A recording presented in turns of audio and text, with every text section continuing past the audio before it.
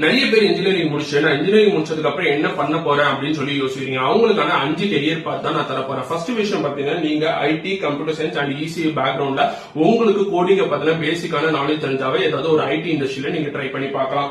ரெண்டாவது விஷயம் பாத்தீங்கன்னா, மேனுஃபேக்சரிங் இண்டஸ்ட்ரியில யாரெல்லாம் ட்ரை பண்ணலாம்னு பாத்தீங்கன்னா, நீங்க ட்ரிபிள் முடிச்சிருக்கீங்க இல்ல மெக்கானிக்கல் முடிச்சிருக்கீங்கன்னா கண்டிப்பா மேனுஃபேக்சரிங் இண்டஸ்ட்ரியில நீங்க ட்ரை பண்ணி பார்க்கலாம்.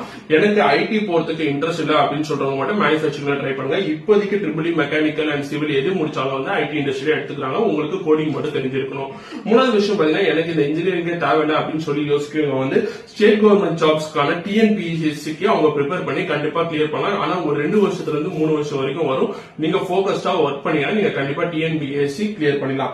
நாலாவது விஷயம் பாத்தீங்கன்னா, சென்ட்ரல் கவர்மெண்ட் ஜாப் எங்கேயாச்சும் பார்க்கலாம். சென்ட்ரல் கவர்மெண்ட் ஜாப் வந்து ரெகுலரா வந்துட்டு இருக்கும். Staff selection commission, GATE, IBPS சொல்லி நீங்க ப்ரிப்பரேஷன் பண்ணலாம்.